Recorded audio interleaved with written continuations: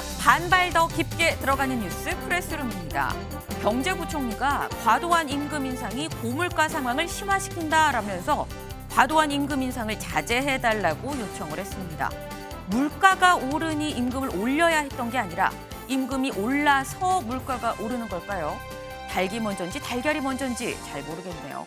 프레스룸 지금 시작합니다. 완도에서 실종된 일가족의 차량이 오늘 낮 인양됐습니다. 내부에서 탑승자 3명이 발견됐는데 실종됐던 조양과 가족인 것으로 현재까지 추정되고 있습니다. 잠시 뒤 알아봅니다. 네, 국민의힘 이준석 대표와 친윤계 사이 신경전은 오늘도 이어졌습니다. 이 대표는 누군가 의도적으로 불화를 일으키려 한다고 주장했는데요. 국민의힘 소식 준비했습니다. 나토 정상회의 참석차 스페인을 방문 중인 윤석열 대통령이 오늘 밤 바이든 미국 대통령, 기시다 일본 총리와 정상회담을 갖습니다. 함께 순방길에 오른 김건희 여사도 첫 단독 일정을 소화했는데요. 이 소식 잠시 후 전해드립니다.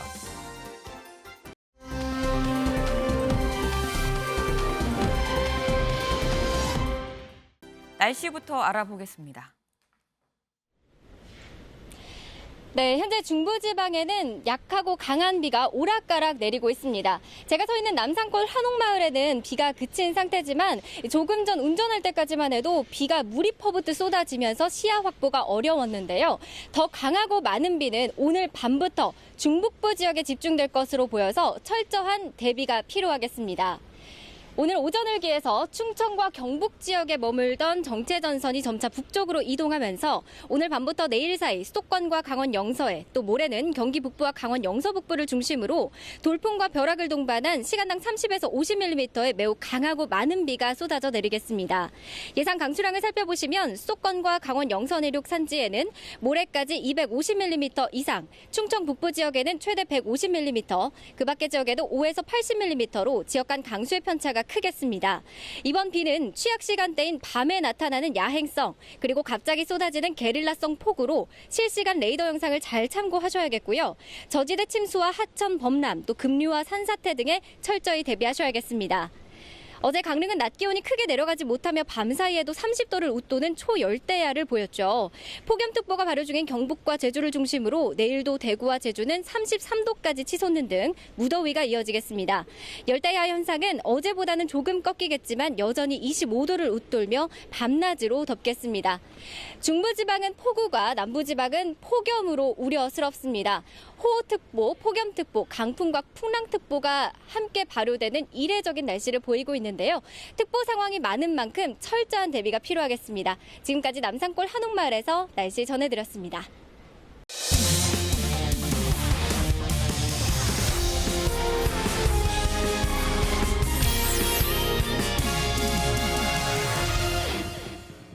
네, 큐시트웨이 시간입니다. 오늘의 첫 번째 소식은 이수아 기자가 준비했죠? 네, 다소 무거운 소식입니다. 제목은요, 차량 속 조양 가족 추정 3명 발견입니다. 한 달째 행방을 알 수 없었던 이 초등학생 조양의 일가족이 탔던 차량이 오늘 낮 인양됐죠.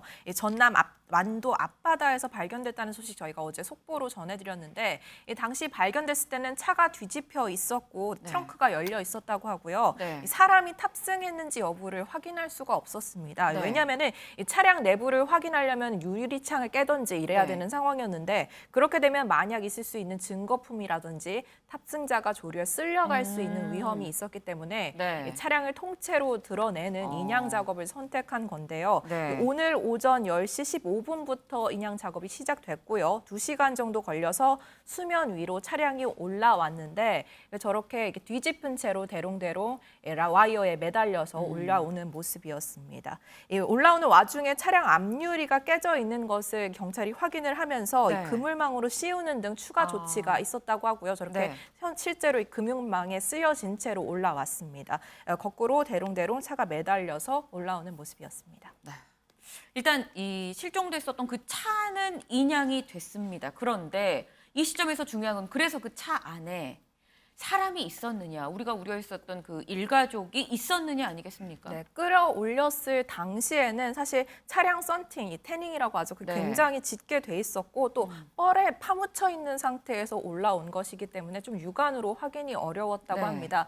결국은 차량 내부에서 물을 빼내고 이 내부를 확인하는 작업을 경찰이 거쳤는데요. 네. 결과적으로 3명의 탑승자가 확인이 됐고 조양의 일가족으로 추정되는 상황으로 현재는 전해지고 있습니다. 경찰 관계자 얘기 들어보시죠. 먼저 유명을 달리하신 고인의 명복을 빌겠습니다. 6월 29일 12시 20분에 차량 인양을 완료했고 차량 내에서 사체 3구를 확인했습니다. 그 시각은 13시 20분입니다. 그 사망 원인에 대해서는 사체의 검시 및 검안, 국과수의 그 부검을 통해서 명백히 할 계획이고요. 인양된 차량에 대해서도 국과수에 감정 의뢰를 해서 이거의 교통사고의 흔적이 있는지 혹 또 차량에 고장이 있었는지 여부 등에 대해서도 이렇게 명백히 확인할 계획입니다. 체력도 어때요? 이제 정도가 심한가요? 지금 외관상으로는 그 고도 부패가 좀 상당히 진행된 걸로 이렇게 보입니다. 네, 차량 내부를 확인했던 경찰 관계자에 따르면요, 운전석에는 이 아버지로 추정되는 시신이 있었다고 하고 이 조수석에는 젊은 여성 그러니까 엄마겠죠. 그리고 네. 뒷좌석엔 어린 아이의 시신이 발견됐다고 합니다. 일단 부패가 많이 진행된 상황이라고 얘기는 했지만 신원 확인에는 큰 문제가 없을 거라는 얘기도 나왔고요. 네. 이 사인에 대해서는 더 수사하겠다고 밝혔습니다. 뭐 차량 고장, 교통사고 여부까지 가능성까지도 들여다보겠다고 말을 했습니다. 일단 현장에 유족이 왔었다고 해요. 그래서 시신은 장례식장에 일단 안치된 상태에서 네. 부검이 이뤄질 예정입니다. 네.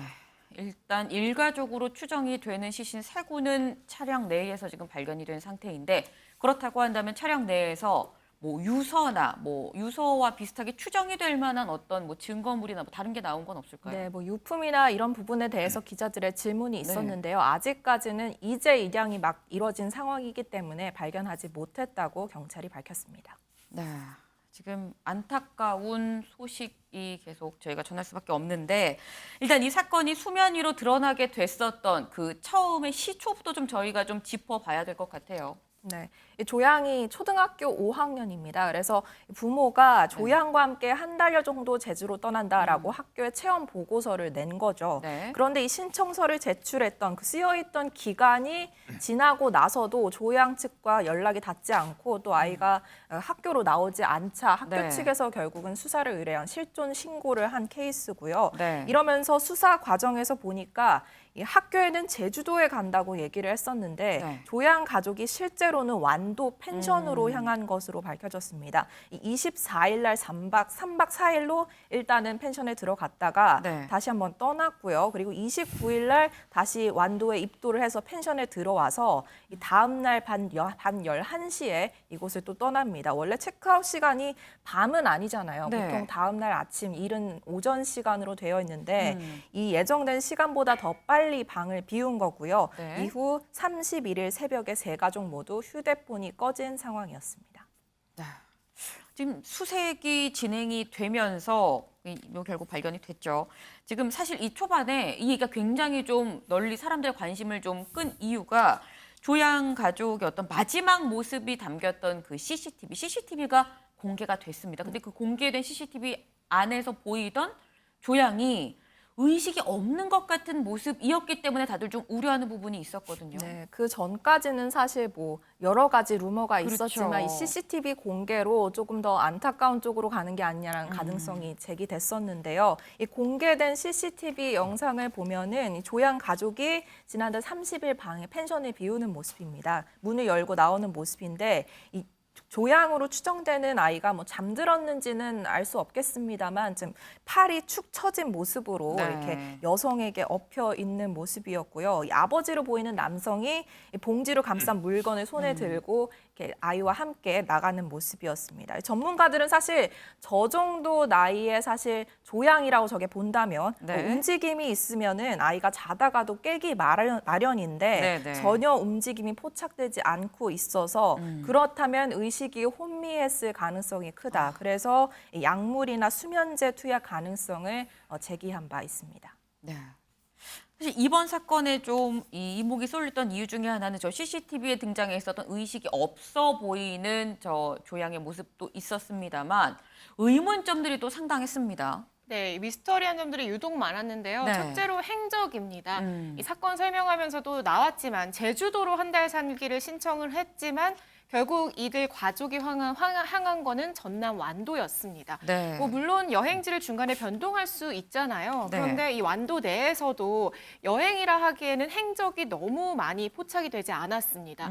거의 펜션 내에서만 머무르는 듯한 모습이었는데요. 네. 이들이 주로 머물렀던 펜션도 파악이 됐는데 인근에 해수욕장도 있었고 이 펜션 역시 이 풀빌라 내부에 수영장도 딸려 있는 펜션이었는데 이 초등학생 아이가 거의 이용을 하지 않은 것으로 이제 전해지면서 여행을 간 것이 맞나 싶은 의구심이 지금 자아냈던 부분이고요. 네. 초등학생 아이는 거의 방에만 있었고 부모만 하루에 한두 차례 뭐 밥을 사라든지 네. 사는 것 같은 듯한 이런 모습만 포착이 되면서 무슨 일일까 싶은 의구심들이 계속 나오던 상황이었습니다. 네, 그뿐만이 아니고요. 또 완도를 네. 좀 수차례 왔다 갔다 한 점도 지금 의문으로 남고 있습니다. 네. 일단 조양 아버지 차량이 완도에서 해남 그리고 강진 방면으로 네. 수차례 왔다 갔다 한 정황이 지금 포착이 되고 있거든요. 네. 일단은 이 일가족이 실종이 되기 전에 제주도가 아니라 완도를 간 것도 좀 의문이 남지만은 완도에서도 계속 다른 지방으로 이동을 반복을 했습니다. 네. 온 가족이 이제 수차례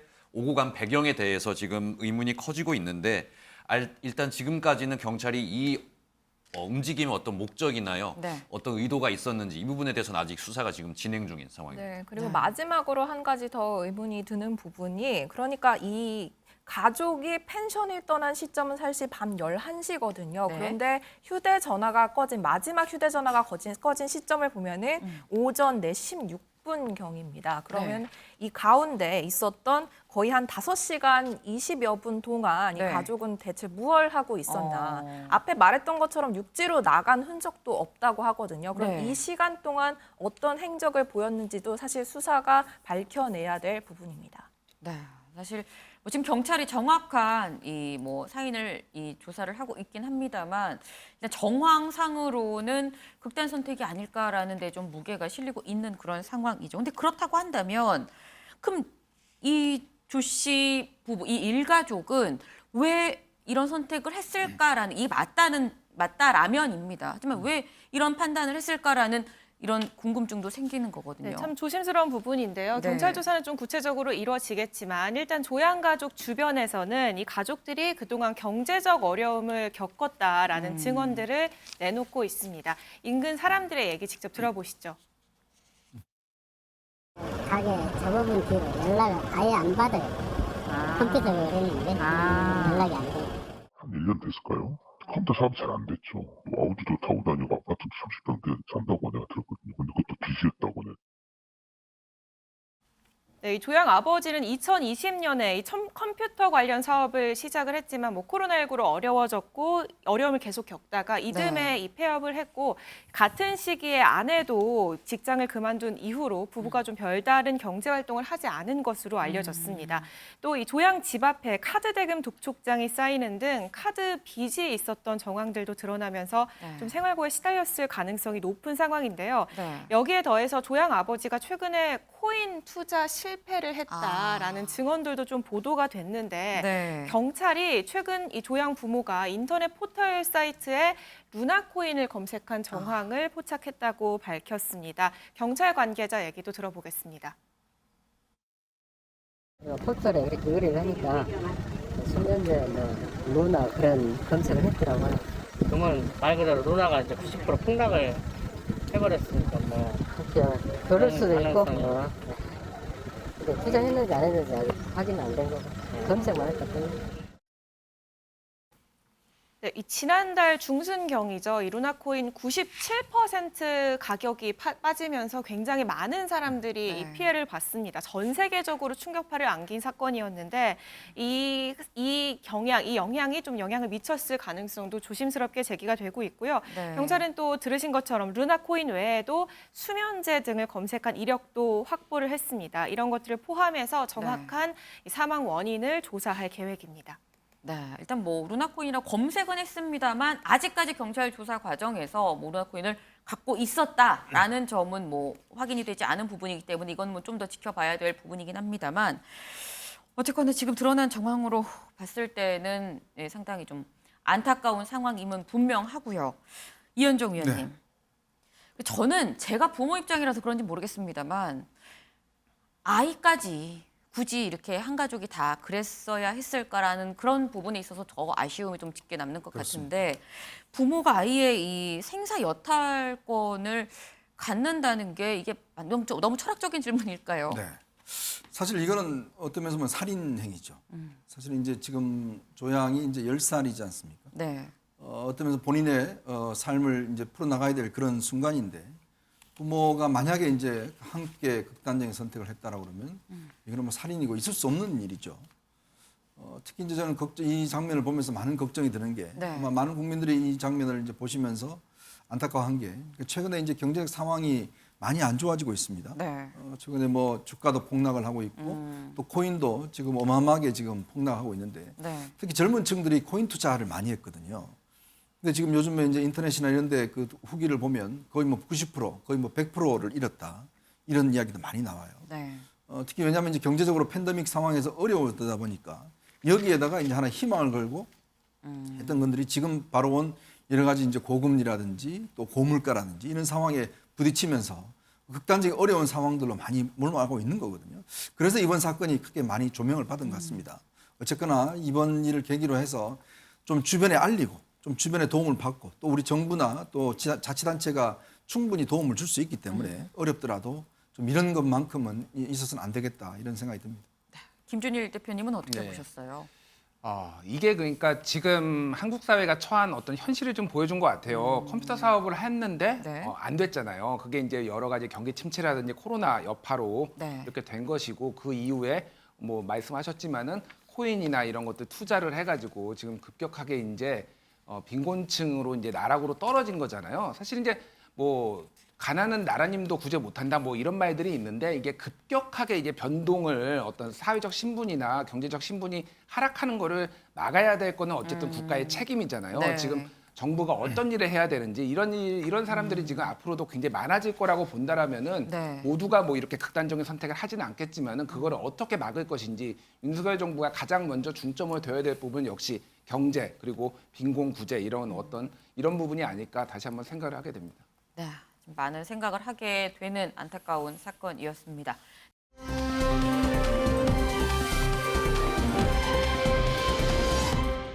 다음 소식으로 좀 가보겠습니다. 다음 소식 김현 기자가 준비했죠? 네, 제가 준비한 두 번째 아이템은 윤석열 대통령 오늘 밤 한미일 정상회담, 김건희 첫 단독 일정 소화입니다. 네, 윤석열 대통령 이번 순방의 하이라이트라고 할 수 있는 이 한미일 정상회담 오늘 밤 우리 시각으로 오늘 밤 9시 30분에 진행이 될 것 같습니다. 네. 일단 바이든 미국 대통령, 기시다 일본 총리와 이제 한미일 정상회담을 개최하는데요. 이번 정상회담 이 4년 9개월 만에 개최가 되는 거고요. 아무래도 이제 저희 우리나라 상황과 안보 상황과 연관이 돼서 아마 네. 북한 문제가 가장 주도적으로 논의가 될 것으로 지금 전망이 되고 있습니다. 여기에 더해서 지금 제이크 설리번 미국 백악관 이 국가안보보좌관 같은 경우에는 네. 이 중국이 제기하는 도전에 대해서도 한미일 3국이 어떤 논의를 할 것이다. 네. 이런 새로운 어젠다를 내놓으면서 이번 한미일 정상회담에 많은 눈길이 쏠리고 있는 상황입니다. 네, 사실 한미일 정상회담보다 국민들이 더 관심을 갖고 있는 부분은 한일 정상회담일 텐데 이번에 순방을 떠나기 전에 대통령실이 한일 정상회담은 없을 것 같다라고 얘기를 하고 가긴 했습니다. 그런데 한일 정상회담은 없을 수 있습니다만 한일 정상은 만났어요. 네, 그렇습니다. 어제 이 본격적인 정상회담에 앞서서 어제 이 스페인 국왕 주최로 열린 이 만찬 행사가 있었습니다. 여기서 각국 정상들 모였는데 이 자리에서 윤석열 대통령과 기시다 총리 짧은 인사를 나눴다고 하고요. 각종 저렇게 지금 보이는 모습인데 네. 정상들 모이는 이제 장면이 포착이 됐고요. 네. 여기서 짧은 인사 정도는 이 정상회담에 앞서서 나눴다고 합니다. 저희가 이 만찬 영상 준비해봤는데요. 직접 확인해 보시겠습니다.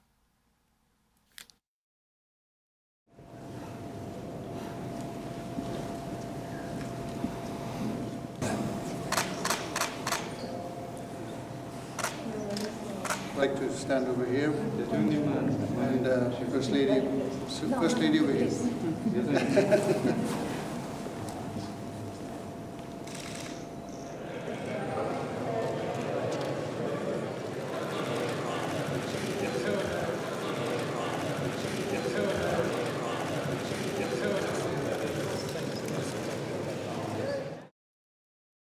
네, 기시다 일본 총리가 저렇게 짧게 인사를 했는데 먼저 기시다 총리가 윤석열 대통령에게 와서 네. 이번 취임 축하하고 지방선거 승리도 축하한다 이렇게 인사를 전했다고 하고요. 네. 윤석열 대통령도 짧은 인사 후에 29일 오늘 이제 열릴 정상회담에서 나머지 대화 이어나가자 이런 뜻을 짧은 3, 4분의 대화를 나눴다고 합니다. 그리고 앞서 시청자 여러분들 눈치를 채셨을 수도 있는데 뭐요? 이 만찬 행사에서 하나의 또 논란이 일었습니다. 바로 네. 이 노룩 악수 논란인데요. 앞서 이 눈치를 좀 채셨을 수도 있는데 바이든 미국 대통령과 윤석열 대통령이 네. 이 악수를 하는 장면이 있었습니다. 근데 여기서 보시면 바이든 미국 대통령이 네. 악수를 윤석열 대통령과 하면서 얼굴은 이 다른 쪽을 보고 있죠. 저 장면이 포착이 되면서요. 네. 이 노룩 패스 논란이 노룩 악수 논란이 이렇습니다. 바로 네. 윤석열 대통령을 조금 무시한 거 아니냐 이런 의견이 나온 건데요. 네. 일단은 뭐 친윤이라고 불리는 어떤 여권 성향의 커뮤니티에서는 악수한 거 저거 큰 뭐 의미를 부여할 문제인가 이렇게 네. 주장을 하기도 하지만 네. 이제 야권 성향의 커뮤니티에서는 윤석열 대통령이 어떤 정상들이 모인 자리에서 좀 공개적으로 망신을 당한 거 아니냐 이런 해석이 나오는 모습도 보였습니다. 네. 근데 이번 순방에 뭐 김건희 여사도 있었었는데 김건희 여사는 뭘 했었을까요? 네, 앞서서 저희가 영상으로 좀 보여드렸지만 김건희 여사 같은 경우에는 이번이 부부 동반 일정이었습니다. 네. 그래서 윤석열 대통령과 함께 이 만찬 행사에 참석을 했는데요. 저렇게 흰색 드레스를 입고 스페인 국왕과 이제 참석을 했는데 네. 저기서 보시면은 저희 자리를 좀 못 잡아서 약간 네. 헤매는 모습을 보였습니다. 윤석열 대통령이 먼저 사진을 찍으려고 자리를 네. 잡았는데 김건희 여사는 뒷걸음질을 치면서 사진을 찍는 행사에서 아예 빠져버리려고 네. 했는데 이제 국왕이 이쪽으로 오시면 된다 이렇게 설명을 하면서요. 네. 약간 이제 어색한 모습을 잠깐 연출하기도 했는데 아무래도 첫 해외 순방이고 처음 대통령 어떤 영부인으로 겪는 행사이다 보니까 약간 좀 어색한 저런 모습도 연출이 되기도 했습니다. 네. 지금 보니까 뭐 김건희 여사도 첫 순방이긴 했었고 윤석열 대통령도 이번이 지금 첫 순방이죠. 근데 이 노룩 악수가 또 논란이 되고 있습니다. 이현정 위원님. 네. 뭐 문재인 전 대통령 때도 뭐 순방 때 뭐 혼자 있는 모습이 또 논란이 되고 이러기도 했었는데 사실 이게 정상들이 다 모이는 자리고 좀 중요한 자리다 보니까 일거수일투 쪽이 다 지금 이목이 집중될 수밖에 없긴 해요. 그러니까 대통령이 처음 해보신 거잖아요. 그러니까 모든 게 익숙지 않은 상황이죠. 그리고 또 이게 다자회담 같은 경우는 네. 사실 이제 뭐 영어를 잘한다든지 뭐 이럴 경우에 이제 주변들하고 가벼운 대화나 나눌 수 있지만 네. 또 그런 것이 또 어떤 면에서 좀 어려운 경우도 많습니다. 이제 그렇다 보니까 이제 지금 바이든 대통령 같은 경우도 바이든 대통령이 가끔 저런 행동을 많이 하세요. 네. 그 허공을 대고 악수를 한다든지 아직 기억나시겠지만 바이든 대통령이 조금 연로하시잖아요. 이제 그런 문제 있었고 그렇기 때문에 저는 뭐 큰 문제가 되지 않는다고 봅니다. 결국 이제 많은 정상들이 있는 속에서 이제 상견례 겸해서 어떤 네. 면에서 인사를 나누는 그런 다자회담이기 때문에 굳이 이런 것들 자체가 뭐 크게 어떤 면 부각되는 것 자체는 저는 크게 뭐 도움이 되지 않는 거 아닌가 그런 생각이 들고 어쩌나 이번 회담은 아무래도 이제 이 초청국으로 이제 참석을 했기 때문에 네. 우리의 어떤 새로운 대통령에 대한 이제 이걸 하고 또 나토에 어떤 식으로 참여할 것인지 이런 문제들 내용들이 상당히 중요하지 않겠는가 그런 생각이 듭니다. 네. 지금 뭐 내용이 더 중요한 게 아니겠느냐라는 말씀을 주셨는데 뭐 내용도 내용입니다만 사실 많은 사람들의 관심은 또 김건희 여사한테도 쏠려 있는 상황이기도 합니다. 이수아 기자. 네. 김건희 여사가 혼자 하는 단독 일정도 있던데요. 네, 이 만찬 자리에서는 좀 헤맸지만 주도적인 모습도 보였습니다. 이 네. 김건희 여사 주스페인 한국문화원을 방문했는데요. 본인이 직접 잡은 일정이라고 해요. 첫 해외 단독 일정이기도 하고요. 이 스페인 안에서 K 문화가 참 크고 있는데 여러분의 공이 크다라면서 격려를 하고 40여 분 정도 머물렀다고 합니다. 이 모습 보고 오시죠.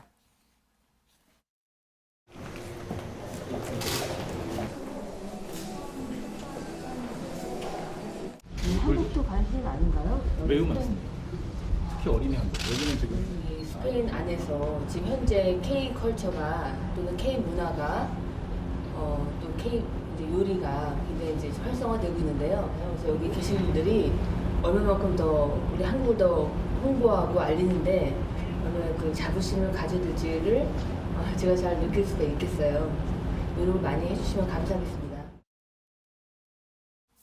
네, 김건희 여사 사실 순방 가는 이 기 내에서 출입 기자들하고 만날 때는 뭐 안녕하세요 정도 인사하는 외에 말을 굉장히 아끼는 모습이었었는데 그때랑은 또 정반대의 모습으로 지금 모습은 약간 이 또 코바나 컨텐츠 대표 때 이때 CEO 모습 같은 게 좀 보이는 것 같기도 합니다. 자신감이 좀 있는 그런 모습인데 김건희 여사의 행복 하나하나에 지금 온통 관심이 쏠려 있는 상황이죠. 이런 가운데 이 김건희 여사에 대해서 여론조사가 하나 나왔습니다. 이 보니까 영부인 역할을 잘 못한다는 게 56.3% 그리고 잘하고 있다라는 게 36.6%로 나왔는데 김준일 대표님. 예. 지금 순방 전에 이루어진 여론조사긴 합니다만 어쨌거나 지금 잘 못한다. 부정이 긍정보다 훨씬 앞서고 있는 그런 상황입니다. 국민들이 김 여사한테 바라는 좀 신경 써야 될 것 같다라고 생각하는 부분이 뭘까요? 참 어려울 것 같아요. 참 그러니까 김건희 여사 입장에서는 네. 사실 역대 영부인 중에서 이 정도로 관심을 많이 받은 분이 있었을까? 그리고 네. 일거수일투족이 네. 모두 이렇게 기사화된 분이 있었을까 생각해 보면 없거든요. 네. 이게 근데 대선 이제 경선 과정부터 이제 거슬러 올라가는 거죠. 그때 이제 뭐 허위 경력 논란 그런 것들이 있었고 그게 이제 완전히 해소가 안 된 상황이고 네. 게다가 지금 뭐 그 한 언론의 단독 보도에 따르면은 서면 조사에 응답을 안 했다라고 나오잖아요. 네. 그런 것들도 이제 어느 정도 이제 영향을 주고 있다 이렇게 봐야 될 것 같아요. 그래서 이거는 한순간에 뭐 지금 이를테면 네. 외교의 무대에서 잘한다고 해서 저게 막 확 뒤집히거나 그럴 것 같지 않아요. 전반적으로 보면은 이를테면 보수 진영에서도 부정적으로 보시는 분들이 꽤 있거든요. 그러니까 어떤 행보로 인해서 이렇게 보수 정부, 그러니까 현 윤석열 정부에 조금 악영향을 끼치는 것에 대해서 우려를 하시는 분들도 있으시더라고요. 그러니까 네. 이게 참 어려운 문제고 굉장히 장시간 동안 어떻게 보면은 좀 차분한 행보로 신뢰감을 주는 게 좋지 않을까 보고 방금 그 아까 말씀하셨지만은 이제 뭐 주 스페인 이제 한국문화원 여기에 가서는 굉장히 본인이 잘 아는 분야니까 더욱더 적극적으로 나섰잖아요. 네. 그런 분야들을 좀 중점적으로 좀 뭐 개척을 하고 이를테면 그런 부분들에 있어서 좀 역할을 더 하시고 그런 것들이 좀 이미지 개선을 하는데도 좀 도움이 되지 않을까 그렇게 봅니다. 네, 이게 사실 대선 때부터 이어져 온 이미지이기 때문에 어떤 다른 개선하는 데 있어서는 시간이 좀 걸릴 수도 있다 하지만 본인이 잘하는 이런 부분에 좀 집중한 이런 모습은 보기 좋아 보인다라는 말씀을 주셨습니다. 근데 윤석열 대통령 얘기도 좀 짚어봐야죠. 이 윤석열 대통령 어제 만찬에만 참석한 게 아닙니다. 이 첫 일정이 뭐 한 호주 정상회담이었었던 것 같아요. 네, 우리 시간으로 오후 10시 50분경에 한 호주 정상회담이 열렸습니다. 이게 네. 본격 외교전의 시작이라고 봐야 됐고요. 이 한국과 호주 모두 나토 회원국이기 때문에 더 반가운 자리였던 것 같습니다. 그런데 불발됐던 이 자리도 하나 전해졌는데요. 네. 나토 사무총장과의 면담 직전 수년됐다고 합니다. 이 핀란드와 스웨덴의 나토 가입 문제를 두고 앞에서 협상이 진행 중이었는데 네. 이 협상이 조금 길어지면서 윤 대통령에게 나중에 만나자 뭐 이런 통보가 왔던 것 같습니다. 결국에는 이 윤 대통령이 이날 오후 면담 장소에서 대기하다가 이 면담이 연기되면서 다시 발길을 돌렸다고 전해지고 있고요. 네. 이 다만 대통령실은 일정 불발이 아니라 네. 수년이라는 점을 강조를 했습니다. 또 윤 대통령 다가오는 첫 공개 연설도 앞두고 있는데요. 이 시차 때문인지 계속 저희 시간으로는 좀 밤늦게 이어지고 있습니다. 이 밤 10시에 나토 동맹국 파트너국 정상회의에서 첫 공개 연설을 앞두고 있습니다. 네, 이 윤석열 대통령의 첫 국제 무대 데뷔인 자리인 건데 이 그만큼 윤 대통령이 좀 잘 성공적으로 이번 순방을 마치고 돌아오길 좀 기원을 해봅니다.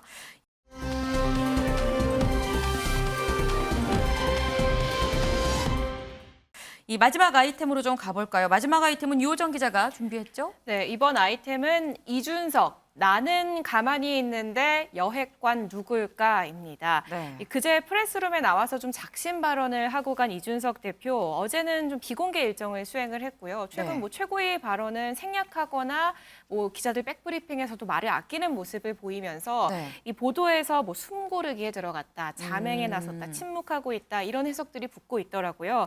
이 대표는 본인은 빡빡한 일정을 수행하고 있다라면서 네. 자맹이 아니라는 취지를 얘기를 하면서 이런 해석들이 과연 당에 도움이 되겠느냐라는 불편한 심정을 드러냈습니다.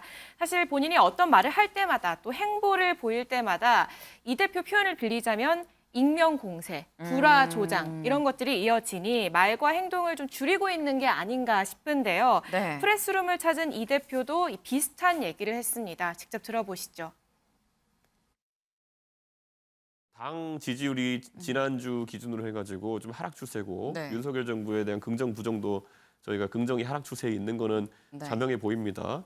근데 그러면은 자 이거 해석입니다. 또 이제 보면은 네. 아마 제가 이번에 간장 한 사발 이렇게 표현한 거는 네. 대통령 안 계신 한 4, 5일 동안에 이번에 이거 내려간 거는 이준석 때문이야라는 말을 무수히 할 겁니다. 이제 무수히 할 겁니다. 그리고 그러면 제가 지금 지난주 네. 소위 말하는 그 악수했다는 그날부터 해서 한마디도 안 하고 있거든요. 네. 이제 한마디도 안 하는데 떨어지면 또 이제 누구 때문인지 또 찾아다니겠죠. 이제 보면 제가 뭐라고 하면은 이준석 때문이다. 한마디도 안 해도 이준석 때문이다. 이렇게 할 거거든요. 네. 한번 지켜보시죠. 어떻게 될지.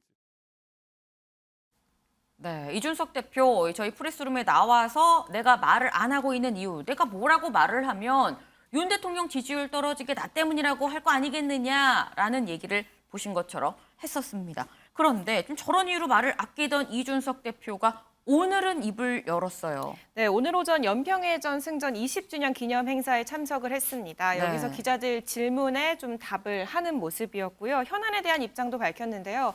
어제 이명박 전 대통령의 형 집행정지가 받아들여졌잖아요. 네. 여기에 대해서 이 건강 상태를 고려한 인권 차원에서 내릴 수 있는 판단이라고 본다라는 입장을 밝혔습니다. 어제 결정을 계기로 친이계 인사들을 중심으로 이 전 대통령의 사면 촉구 목소리도 좀 거세졌는데 네. 여기에는 좀 이 대표가 다소 온도차를 보이는 모습이었습니다. 이 사면설은 이명박 전 대통령과 연이 많은 분들 위주로 정치적으로 분위기를 형성하는 것으로 보인다. 그거야말로 고도의 정치적 판단이 있어야 할 것 같다라는 얘기를 했습니다.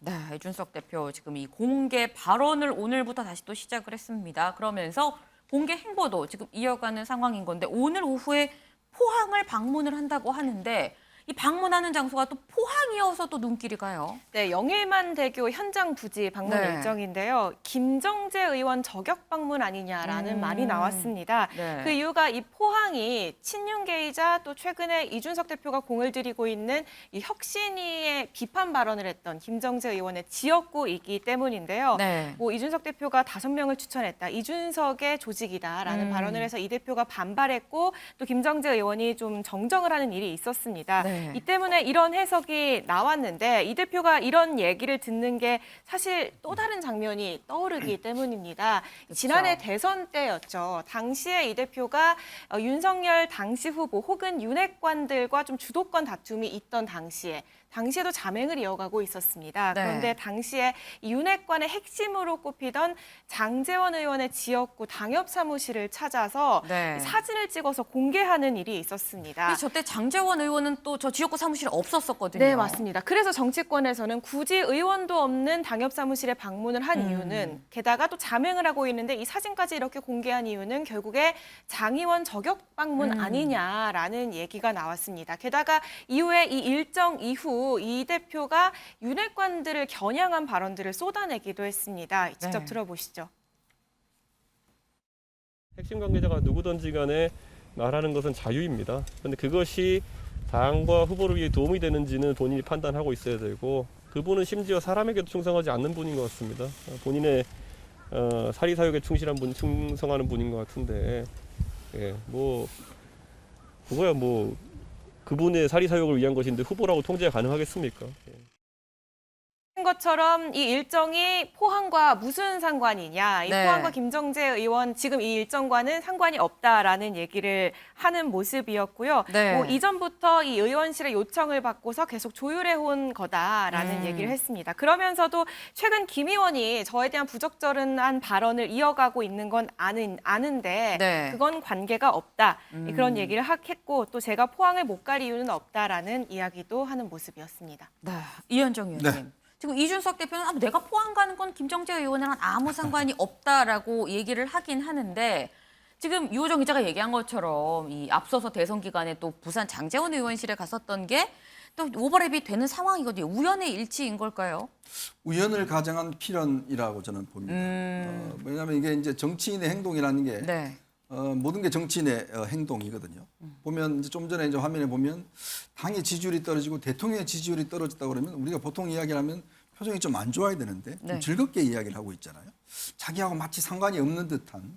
그러니까 이 지지율 떨어지는 건 내가 떨어진 게 아니라 윤핵관이나 대통령이 못해 떨어진 거지 나는 상관없다라는 그런 취지였고 하필 왜 이 시점에 연평도 오늘 제2연평해전 기념식 갔다가 하필 또 이 시점에 포항을까지 갔어요. 네. 또 김정재 의원이 발언이 맞물려 있는 것이고 뭐 포항의 영주가 아니다라는 이야기까지 한 걸 보면 네. 이걸 과연 아무 상관없는 방문이라고 뭐 정책 해석을 할 가능성은 없는 거 아니겠습니까? 그러니까 그런 걸 보면 본인이 뭐 며칠 동안 침묵했다고 그러는데 저는 이제 이 대표가 침묵했는지 잘 모르겠어요. 매일같이 이제 논란이 됐기 때문에. 네. 어쨌거나 이 용어 하나 쓰는 말 하나 이런 것 자체가 계속적으로 어떤 논란이 있는 데다가 특히 이제 그동안 윤핵관 하다가 이제는 여핵관이라고까지 또 확장해 버렸습니다. 네. 그건 뭐냐면 결국은 대통령이 그런 보도였어요. 대통령이 이제 앞으로 만날 때는 뭔가 사전에 어떤 것 때문에 만날지를 확인하고 와서 만나자라는 보도가 나오니까 이때부터는 또 여핵관이라는 게 나왔잖아요.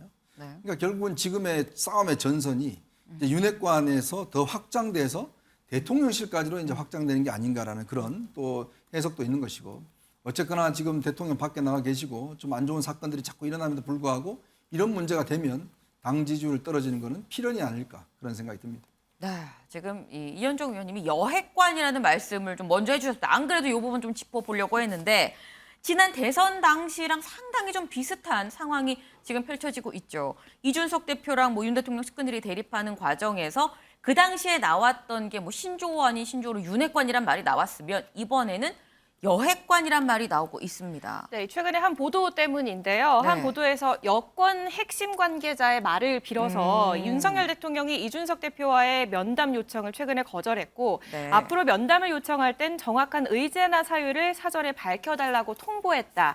이런 보도가 있었습니다. 네. 그런데 이 보도 이후 대통령실이 이 새빵을 간 거짓말이다라면서 보도를 일축을 했거든요. 네. 이 대표가 이 상황이 담긴 기사를 거론하면서 저는 가만히 있는데 언제까지 이렇게 혼선을 가져올지 의문이다. 여권 핵심 관계자는 누굴까라며 씁쓸해하는 글을 네. 올렸습니다. 이 때문에 이 대표 오늘도 비슷한 얘기를 했는데요. 여기에 대한 입장을 밝혔는데 한번 들어보겠습니다.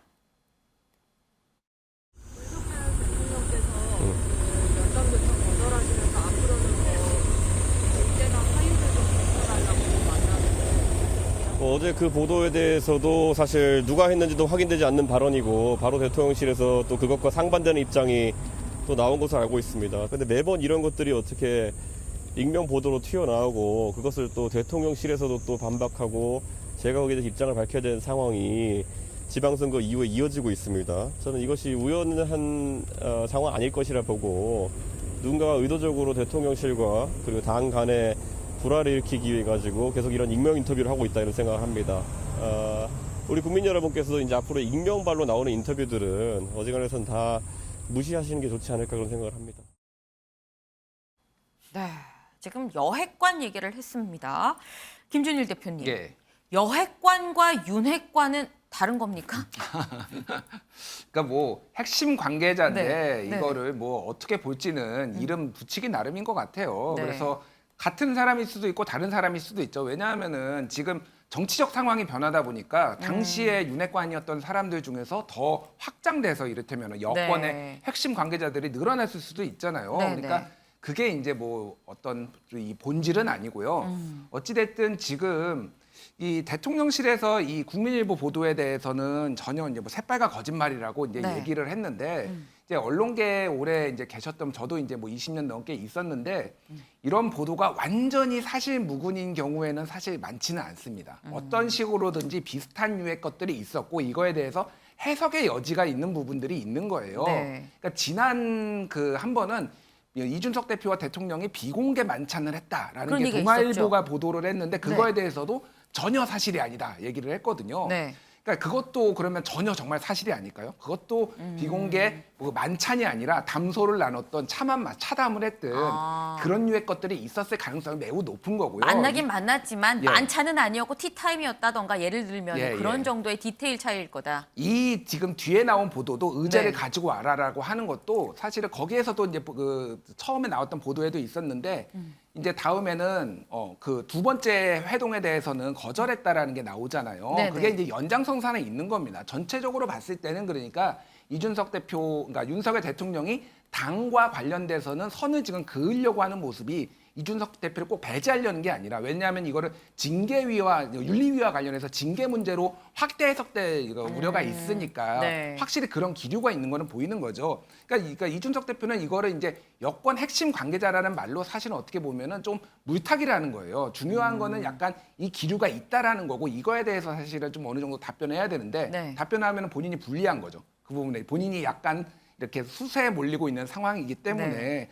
그래서 중요한 거는 어쨌든 지금 이준석 대표의 행보가 좀 불안해 보이는 거는 사실입니다. 사람들이 보기에. 그러니까 이런 말이 있잖아요. 창업이 수성보다 어렵다. 아니야. 수성이 창업보다 어렵다. 죄송합니다. 네. 그러니까 분명히 정권을 만드는 데는 공을 많이 세웠어요. 이준석 네. 대표가. 뭐 그거에 어느 정도 크기인지는 모르겠으나 근데 지금 당대표로서는 매우 불안한 행보를 보이고 있어요. 그러니까 지금 다음 달 7월 6일에 고위 당정대 이제 협의회가 있거든요. 네. 그리고 7월 7일 날 윤리위원회가 열립니다. 네. 이 전에 대통령이 없을 때 정말 집권 여당 대표로서의 진중한 모습, 경제를 챙기는 모습 이런 것들을 보일 때 오히려 이런 잡음들이 해소가 되는 거지 그게 여핵관이니 윤핵관이니 이런 해석 투쟁을 하는 거는 본인의 입지에 전혀 도움이 안 된다라는 거죠.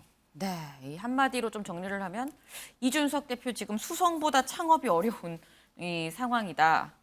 이런 얘기를 수성이 창업보다 어려운 상황이다라는 얘기를 지금 해주신 것 같습니다. 이현종 위원님. 그런데 지금 계속 말씀을 드립니다만 상황이 지난 대선 때랑 굉장히 좀 비슷해요. 네. 근데 지난 대선 때는 그렇게 약간 뭐 반발하는 느낌으로 전국을 돌았지만 김기현 당시 원내대표의 중재로 울산 회동에서 다 같이 만세하면서 풀렸었거든요. 근데 지금은 뭐 김기현 원내대표도 이제 더 이상 뭐 원내대표가 아니고 권성동 원내대표는 지금 뭐 외국 필리핀 가 있죠. 네. 그리고 윤석열 대통령도 지금 순방 스페인 가 있습니다. 그럼 이제 중재할 사람이 과연 있느냐 이거 어떻게 풀어야 될까요? 제가 최근에 이제 의원들 몇 분을 만났는데요. 네. 다들 이제 조금 당에서는 중도적인 게 있는 분들이에요. 그동안 뭐 사태를 좀 수습하려고 했던 분들인데 네. 한결같은 이야기가 이제 포기했다 이야기를 많이 합니다. 더 이상 이제 이 갈등을 수습할 수 있는 동력이 없는 것 같다. 아마 최근에 그런 이야기도 전달한 것 같아요. 이준석 대표에게 좀 테러를 만들기 위해서는 본인이 먼저 좀 행동을 좀 다르게 했으면 어떻겠느냐. 왜냐하면 윤리위가 만약에 이게 이제 지금 당대표로 자격을 상실하는 그런 결정을 내리면 그때는 걷잡을 수가 없다. 그러니까 그 전에 이 대표가 먼저 좀 행동을 예전보다 좀 다르게 취하면 우리가 좀 움직여낼 수 있다. 이런 이야기까지 했음에도 불구하고 뭐 그렇게 못하겠다는 답변을 받았다는 거예요. 그런 이야기를 좀 종합해 보면 당시에는 정말 탄핵 기획까지 나오고 의원총회가 소집돼서 하려는 직전에 네. 김기현 원내대표가 윤석열 당시 후보를 데리고 와서 그랬죠. 극적인 화해를 일으켰지 않습니까? 네. 그때는 그래도 선거가 있었기 때문에 그런 동력이 있었는데 지금은 당장에 뭐 선거도 없죠. 아무것도 없어요. 거기다가 이제 윤 대통령도 지금 국정 때문에 너무나 머리가 아픈데 네. 당대표가 저러고 있으니 계속 불신만 쌓여가고 있는 거고. 그럼 중도에 있는 사람들의 이런 노력 자체가 전혀 어떤 면에서 먹히지 않고 윤핵관 입장에서 보면 이제 여기서 끝내지 않으면 더 어려워질 수 있다는 판단하는 것이고. 근데 이 대표는 끊임없이 지금 그 공격의 전선을 넓혀 나가고 있고 이러다 보면 결국은 7일 날 이 어떤 결정이 나오든지 간에 당이 굉장히 어떤 어려움에 처할 수 있다. 그래서 지금은 아마 여권 내부에서 비상 상태다. 모두가 나서야 된다. 네. 이런 견해도 있습니다. 그래서 지금 이 오세훈, 뭐 박영준, 뭐 등등 이제 모든 여권의 중진들이 다 나서서 이 문제를 좀 해결해야 된다는 그런 여론도 있고 움직임도 있는 걸로 알고 있습니다. 네. 어쨌거나 7일 전에 이 문제를 좀 퇴로를 만들어야 되는데 이게 만약에 돼버리면 아마 이준석 대표는 만약에 자기 당대표직을 상실하면 또 법정 투쟁을 벌일 거예요.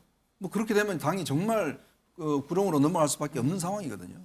그 전에 뭔가 중도에서 노력하는 분들의 성과가 있어야 되는데 근데 오늘 이준석 대표의 태도를 보면 여전히 안철수 대표 의원하고도 싸우겠다. 뭐 모든 김정재 의원하고 지역도 가고 이런 행동을 보면 본인도 물러설 가능성은 저는 없다라고 지금 현재까지는 보고 있습니다.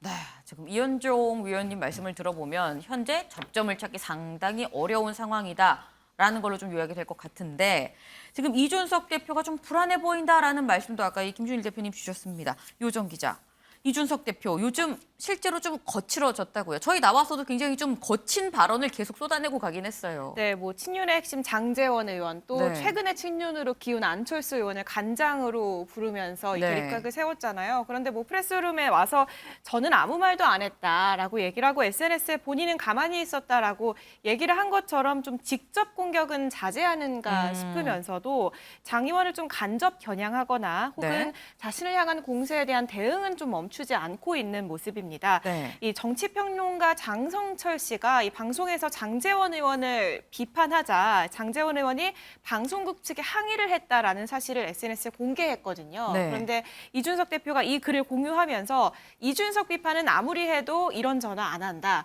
라면서 어디든 성형이 있어서는 안 된다. 시사 패널들은 편하게 말하라 라고 얘기를 합니다. 사실상 장제원 의원을 꼬집은 겁니다. 네. 여기에 안철수 의원이 이 대표와의 갈등 원인을 얘기를 하면서 20대 총선 결과를 언급을 했습니다. 2016년 선거 때 이 안철수 의원이 이 대표를 20% 이상 이겼다. 본인 나름대로 그때 패배에 대한 상처가 있는 듯하다. 여러 원인이 있을 거다라고 얘기를 했는데 네. 여기에 대해서 이준석 대표는 안철수 의원이 2016년에 살고 있나 보다. 그런 걸 평생 즐기시라면서 대응하는 모습이었습니다. 네. 지금 약간 이준석 대표 말이 뭐 양쪽으로도 지금 굉장히 센 그런 상황입니다. 김준일 대표님. 예.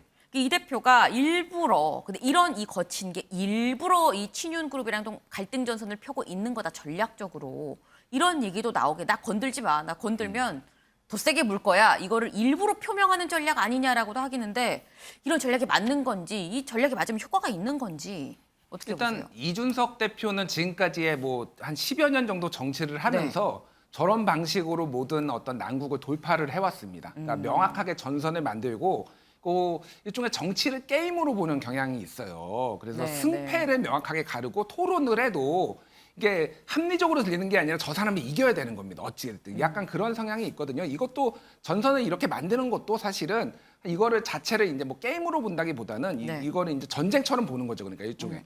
그래서 지금 아군을 결집을 시키고 그게 네. 당내 세력은 없지만은 2030 지지자들 그러니까 탄압받는 모습을 해서 친윤계로부터 탄압받는 모습들을 이제 하는 건데 글쎄요 지금 그러니까 그게 유효할 때가 있고 아닐 때가 있거든요. 네. 예를 들면 지금은 당 대표입니다. 어찌됐든 세력은 약해도 당 대표인데 네. 당 대표가 탄압받는 모습을 보이는 게 이게 얼마나 이제 공감대를 얻을 수 있을지 예를 들면은 막 중진 의원들이 뭐 예를 들면 정진석 의원이 막 약간 누르는 듯한 모습을 보였을 때는 전진석 의원한테 약간 야 너무 꼰대처럼 하는 거 아니야라고 했는데 최근에 배현진 최고하고 붙을 때는 어따 대고 지적질이야 뭐 비공개 회의 때 이런 얘기를 했다라고 하지 않습니까? 본인이 꼰대처럼 보이는 거예요. 어떻게 보면은 그러니까 약간 지금 갈팡질팡하고 있다. 제가 보기엔 밖에서 보기에는 갈팡질팡하고 있고 이거보다는 제가 말씀드렸지만은 물론 본인 입장에서 좀 억울한 부분이 있을 수도 있는데 좀 더 진중한 모습, 안정된 모습을 보이면서 일부 또 그러니까 맨날 싸움딱처럼 하던 사람이 화해 손길을 내놓으면은 이거 자체가 굉장히 큰 화제가 됩니다. 네. 갑자기 안철수 의원 찾아가서 한번 악수 한번 해보십시오. 이준석이 바뀌었다. 옛날에는 맨날 안철수가 바뀌었다가 맨날 나왔거든요. 네, 이준석이 바뀌었다가 이제 또 나올 겁니다. 그런 네. 식으로 좀 돌파를 해야지 모든 걸 싸움으로 하려고 하면 안 된다라는 거죠. 네. 되게 중요한 조언을 주신 것 같아요. 이준석이 바뀌었다라는 전략이 더 세게 먹히지 않겠느냐라는 말씀을 주셨습니다.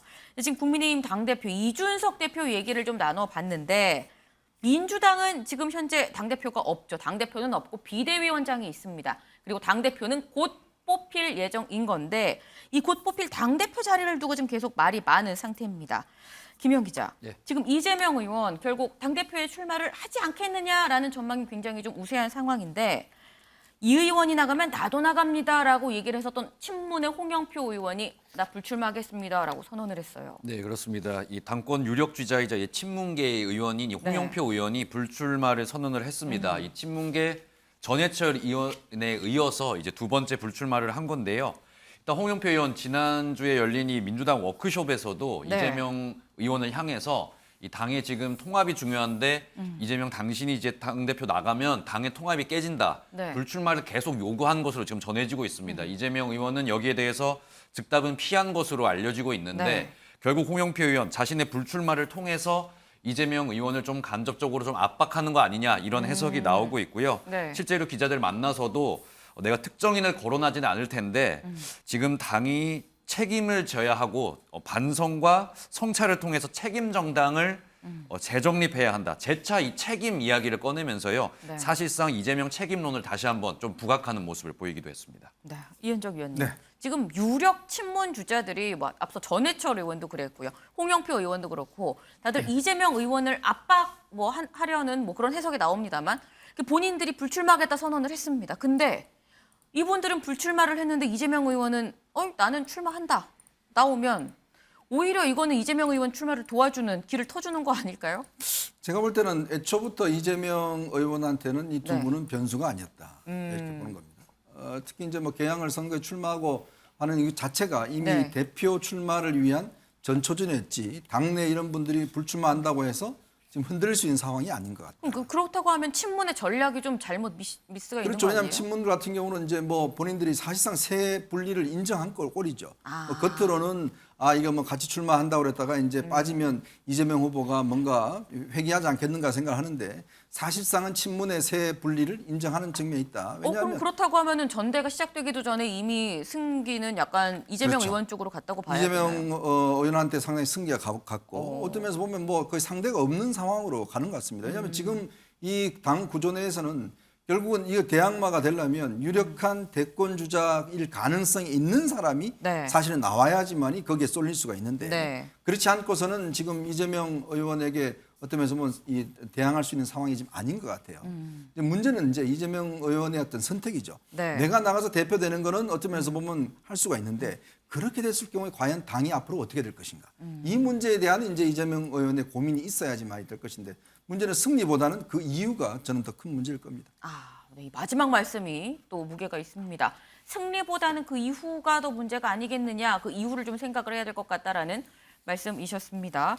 오늘의 탑 기사를 좀 정해보겠습니다. 이 모두가 간절히 생존을 바랬었던 일가족 3명으로 추정이 되는 이 시신이 발견이 됐죠.